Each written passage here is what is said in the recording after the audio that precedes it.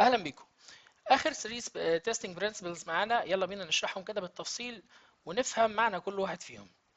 بص يا سيدي، لما نتكلم عن اول واحد فيهم اللي هو التستس وير اوت، ببساطة لما انت بتستخدم عدد من تيست كيسز بعدد مرات كتير، حلو كده، فبيكونوا في البداية فعالين جدا وبيطلعوا بجات كتيرة. بس مع مرور الوقت التستات اللي انت استخدمتها دي ما بقتش بتطلع بجز بالشكل اللي كانت بتطلعه في الاول، ما بقتش تطلع عدد شبه اللي كانت بتطلعه في الاول، او ما بقتش تطلع اساسا بجات تاني. تمام. ده احنا بنسميه ايه بقى؟ ان احنا استخدمنا الحاجات دي كتير قوي، فمن كتر استخدامنا ليها حصل لها وير اوت، حصل لها ان هي اتبهدلت، حصل لها ان هي ما بقتش فعالة، باظت، حصل لها تقادم من الاخر. تمام. يعني انهكت. كل دي معاني للموضوع ده. ففي الحالة دي احنا محتاجين نعمل ايه؟ محتاجين نجدد التست كيسز بتاعتنا. طيب انا بس عايز اديك مثال الاول افهمك حتة تيست سوير اوت، وبعد كده نقرا اللي مكتوب هنا ونعيش مع بعض. لو احنا عندنا تو ايتمز، الايتم الاول اسمه يوزر نيم، والايتم التاني اسمه مثلا باسورد، لوجن عادي مكون من يوزر نيم وباسورد، وانا عايز اعمل شويه تيستات كده للتو ايتمز دول. فانا هقول له الاول مثلا، اول تيست كيس دخل لي اليوزر نيم صح، ودخل كمان الباسورد صح. حلو كده، وده يبقى اول تيست ليا. بعد كده هقول له لا، دخل اليوزر نيم غلط ودخل الباسورد صح. وبعدين هقول له دخل اليوزر نيم صح والباسورد ايه، والباسورد غلط. وبعدين دخلهم هما الاثنين غلط. تمام. وبعدين سيبهم الاثنين ايه، فاضيين كده بلانك. ماشي، وجرب تعمل ايه سبميت وشوف هيعمل معاك ايه. شوف كام تيست كيس، 1 2 3 4 5 تيست كيسز. انت في البداية هتلاقي ان التيست كيسز دي بدأت تجيب معاك بجات كتير، سيناريوهات مختلفة، وبجرب انا احتمالات كتير، فطبيعي ان هي في البداية هتطلع لي بجات كتير. بس بعد كده الديفلوبر هياخد المشاكل دي ويبدأ يحلها. حلو كده. فخلاص التستات اللي انا استخدمتها دي كلها لليوزر نيم والباسورد طلعت مشاكل والمشاكل اتحلت. هل لو انا استخدمت نفس التستات دي تاني هتبقى افكتيف شبه ما كنت بستخدمها في الاول؟ طبعا ايه، طبعا لا. بالذات لو كان الديفلوبر او الديفلوبمنت تيم حط فيتشرز جديده. تمام. في الحاله ديت التستات دي ما بقتش مش هتنفع الفيتشر الجديده، هتحتاج تستات جديده علشان يعني تتست الفيتشرز الجديده. طيب مثال زي ايه مثلا؟ زي مثلا لو انا دخلت يوزر نيم وباسورد صح، يطلع لي بوب اب كده تقول لي ايه، ريمبر باسورد او سيف باسورد. ده فيتشر جديد. تمام. فانا لازم اعمل له تيست كيس جديده تتاكد لي ان ده بيطلع. زي مثلا لما ادخل يوزر نيم وباسورد مثلا مش مظبوطين، او واحده فيهم مش مظبوطه، لو يوزر نيم مثلا مش مظبوطه يطلع لي يوزر نيم از نوت كوريكت مثلا، او باسورد از نوت كوريكت، يطلع لي الحاجه باسمها تحديدا. فده فيتشر جديد لازم اتسته بتست كيس جديده. فالخلاصه عشان ما بقاش اتكلمت كتير في الحته دي، التست كيسز مع الوقت بتحتاج تحديث. طيب تعالى بقى ايه، نقرا اللي مكتوب هنا. بيقول لك a small number of system components usually contain، ايه ده انا بقرا فين انا اسف. هنا احنا if the same tests، احنا هنا معلش، if the same tests are repeated many times they become increasingly ineffective. يعني لو انا استخدمت تستات بشكل مستمر repeated many times مرات كتيرة، هم هيبقوا بشكل increasingly بشكل متزايد ineffective in detecting new defects، هيبقوا بشكل متزايد غير فعالين في اكتشاف ديفكتات جديدة زي ما وضحت لك بالظبط. طيب to overcome this effective هنعمل ايه؟ قال لك ال existing test cases دي، تمام، and test data may need to be modified، لازم ان احنا يا اما نعدلها، تمام، او نكتب new test cases. تمام. علشان اقدر نوفركم موضوع ان هي ما بقتش، يعني نتجنب موضوع ان هي ما بقتش تكتشف ديفكتات جديده، يا اما نعمل لها تعديل اعدلها، يا اما اكتب تستات جديده. بس اللي بقول لك في حته مهمه جدا خلي بالك. قال لك however in some cases repeating the same tests can have a beneficial outcome. ساعات لما بنستخدم نفس التست كيسز بيكون ليه outcome حلو ومفيد. طب ازاي الكلام ده؟ كده بتقول كلام عكس بعضه. لا، الكلام مش عكس بعضه. احنا قلنا قبل كده ان regression testing ان انا لما بيحصل عندي مشكله والمشكله دي بتتحل. تمام. بعد كده بنعمل confirmation test، ان انا بتاكد ان المشكله نفسها حصل لها فيكس واتحلت، ما طلعتش تاني. بعد ما بعمل الكونفirmation تيست بروح اعمل حاجه اسمها ريجريشن تيست. الريجريشن تيست انا عايز اتاكد ان بقيه العناصر اللي في السيستم اللي ليها علاقه بالحته اللي كان فيها مشكله ما اتاثرتش. ففي الحاله دي انا عايز اتستها بالتستات القديمه بتاعتها، ما غيرش حاجه. ماشي. وده بنسميه ريجريشن تيستنج. في الحاله دي repeat the same test cases will be very beneficial، وهيكون مفيد جدا لينا. طيب، اتمنى ان يكون الايتم ده بقى واضح معانا. طيب تعال نخش على المبدأ اللي بعد كده. المبدأ اللي بعد كده بيقول لك ايه؟ بيقول لك ان التستنج is context dependent. يعني ايه testing is context dependent؟ التستنج بيعتمد على السياق. يعني مثلا، يعني قبل ما نقرا اللي مكتوب، مثلا لو احنا مثلا عندنا لو احنا عندنا مثلا دكتور، حلو، او بلاش دكتور، لو احنا عندنا مثلا 3 ابلكيشنز. ماشي. الابلكيشن الاولاني عباره عن ابلكيشن في المجال الطبي ميديكال، حلو كده. طيب، والابلكيشن الثاني عباره عن لعبه، الابلكيشن الثاني ده عباره عن جيم، عباره عن لعبه. والابلكيشن الثالث مثلا عباره عن ابلكيشن بتاع مثلا بنك، ده ابلكيشن بتاع بنك. حلو.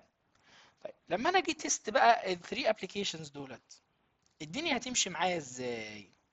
بص يا سيدي، لما اجي تيست الحاجه ريليتد بالميديكال فيلد، انا هركز على ان هو يكون بيسيف الداتا صح، عشان انا مثلا عندي مرضى، والمرضى ليهم هيستوريكال، يعني تاريخ مرضي وحاجات من كده، فلازم اكون مسيفها عندي، وبيانات عملاء وما اعرفش ايه، فلازم اكون مسيفها عندي بشكل مظبوط.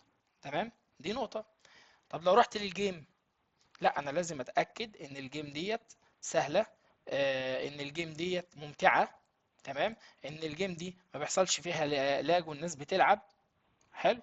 فدي يعني طريقه تانية هتست بيها او هعرف بيها هل الجيم او الابليكيشن بتاع الجيمنج ده فعال ولا مش فعال. طيب، اخر حاجه، لو انا عندي ابلكيشن ليه علاقه بالبنك، لا ده انا عايزه يكون اهم حاجه عندي ان هو يكون البرفورمانس بتاعه كويس عشان الناس بتدفع، فاجراءات الدفع تكون سهله وميسره، وان هو يكون سكيور، يكون السكيورتي بتاعته عاليه. فلو تلاحظ ال 3 ابلكيشنز، الميديكال والجيم والبانكينج، كل واحد فيهم تستناه او عملنا له يعني تيستنج بشكل يتناسب معاه. اذا التستنج is context dependent، بيعتمد على السياق. تمام كده. بيعتمد على ايه؟ على السياق. لو جينا قرينا هنا بيقول لك there is no single universally application approach. مفيش حاجه اسمها ان انا لا يا باشا ده انا همشي على الابروتش المعين ده وهتست بيه كل حاجه في الدنيا. مفيش حاجه اسمها كده. انا بشوف testing is done differently in different context، حسب السياق. واظن ان انا المثال اللي انا شرحته لك ده وضح لك الدنيا خالص. حسب السياق انا بتست، حسب الحاجه للشيء انا بتست. تمام. يعني انت لازم تفهم ان السيستم انت شغال عليه ده يهم مين. يعني مثلا في الاول هنا هيهم المرضى، طيب هنا بيهم الناس اللي بتلعب جيمنج، هنا بيهم الناس اللي عندها بيزنس وشركات. مثلا اهم حاجه عندهم ايه؟ إيه المهم عند المريض؟ ان هو يكون تاريخه المرضي موجود ومظبوط عند المستشفى دي عشان الدكتور يعرف يشخصه صح، الادويه اللي كان ماشي عليها عشان ما يدروش حاجه تانية مثلا ما كانتش جايبه معاه نتيجه. الجيمنج يهمهم ايه؟ الناس الجيمر يهمهم ان السرعه والمتعه والبرفورمانس والكلام من ده. البانكينج يهم السكيورتي اهم حاجه. طب ايه المخاطر بتاعت ده والمخاطر بتاعت ده والمخاطر بتاعت ده؟ لازم اكون فاهم كل الحاجات دي عشان اعرف اتست كل حاجة على الاساس اللي هي محتاجاه. اخر برنسبل معانا absence of defects is fallacy، او absence of defects fallacy. بص انا هختصر لك الكلام اللي مكتوب في الايتم ده في كلمتين، كلمتين بس. تمام. ايه هما؟ مش معنى ان مفيش بجات يبقى الابلكيشن بتاعي ممتاز. ازاي بقى؟ انا دلوقتي ما عنديش بجات، هل ده معناه ان الابلكيشن بتاعي 100% وتمام التمام؟ لا يا باشا، كلامك مش صح. طب اديني مثال في السريع قبل ما نقرا كل الكلام ده كله. تمام. لو انا مثلا عندي تطبيق معين لمطعم مثلا، مثلا عملت اهو ابلكيشن. تمام. هيعمل ايه الابلكيشن ده؟ مطعم الناس هتحجز منه مثلا، واتاكدت ان انا زرار اللوجن شغال، واتاكدت ان المنيو بتظهر للناس، واتاكدت ان الدفع شغال تمام، كل حاجه تمام اهو، ما عنديش بجات، والابلكيشن بتاعي شغال 100%. حلو. اول ما اليوزر خد الابلكيشن بتاعي ده، لقى ايه يا باشا؟ لقى ان مفيش مثلا حاجه فانكشن شبه ايه، ان الحجز مسبقا مثلا، حته ان انا عايز احجز اوردر قبليه ب3 ايام، قبل ميعاده ب3 ايام. الفيتشر دي مش موجوده. مثلا فيتشر تانية، زي لو انا مثلا خدت من عندك طلبيتين 3، اوردرين 3، اخد على كل اوردر في بوينتس معينه 5 نقط مثلا، لما تجمعهم يدوني مثلا وجبه هديه. الفيتشرز دي مش موجوده. فده مش معناه ان انا نجحت، ده معناه عملت ابلكيشن اي نعم ما فيهوش باجز، ما فيهوش مشاكل، شغال صح، بس في النهايه ما حققش كل المتطلبات اللي عايزها مين؟ اللي عايزها العميل. تمام. فده مش معناه ان انا حققت النجاح الكامل، لان الفاليو الكامله ما وصلتش للعميل. حلو كده. فالخلاصه ان مش معنى ان انا ما عنديش بجات يبقى انا حته، يعني ان انا يبقى انا نجحت او انا حققت كل الايه، كل المطلوب. زي انك تشتري مثلا عربيه وفي الاخر ما تلاقيش فيها فرامل، العربيه سليمه من بره وكل حاجه، بس جيت تجربها ما لقيتش فيها فرامل. هل انت كده نجحت؟ لا، ما نجحتش. انا عملت اي نعم المسمى ان هي عربيه، لكن ما ينفعش امشي بيها. حلو.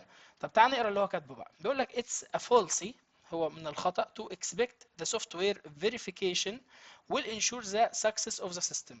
مش من الصح، تمام، انك تقول انا ما دام عملت فيريفيكيشن يا باشا يبقى انا نجحت، السيستم بتاعي نجح. ما هو نجح، بس افرض ما حققش متطلبات اللي العميل عايزها. تمام.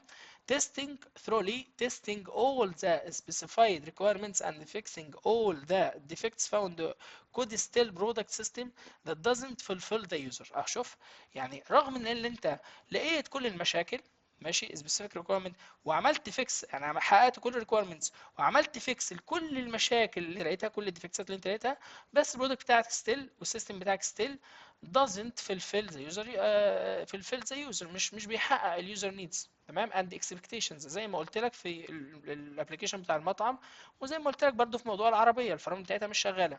ماشي. that الكلام ده بقى ده معناه ايه بقى؟ that doesn't help in achieving the customer business goals. الكاستمر مش راضي، مش محقق له اهدافه، انت مش راضي، مش مستمتع. زي واحد نزل ابلكيشن لعبه ولقاها في الاخر كل شويه تلاج، وكل شويه ما فيهاش متعه، ما فيهاش اثاره، كل ما يخش جوله يخش الجوله اللي بعدها هي، فما حققتش الجول بتاعه. مش معناه انك نجحت، اي نعم ابلكيشن شغال، بس الراجل هيستخدمه يومين 3 وبعد كده يقفله، ما عادش ما نجحش يعني.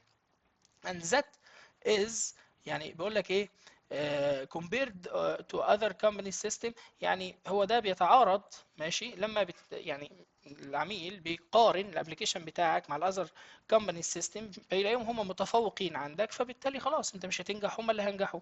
in addition to verification validation should also be carried out. الكلام اللي قلناه قبل كده، زي ما انا عايز احقق او ابني السيستم صح من خلال ان انا اطبق كل اللي موجود في الريكويرمنتس، انا عايز اتاكد برضو ان انا بنيت السيستم الصح اللي العميل عايزه وبيحقق له اهدافه. اتمنى ان انا اكون بسطتهم بالامثله يعني الواضحه، عشان يبقى الفكره سهله واصله ليكم. واشوفكم على خير في التوبيك اللي جاي، وتقريبا احنا خلصنا كده اكتر من شابتر، اكتر من نص شابتر 1، ونكمل على خير باذن الله. اشوفكم على خير.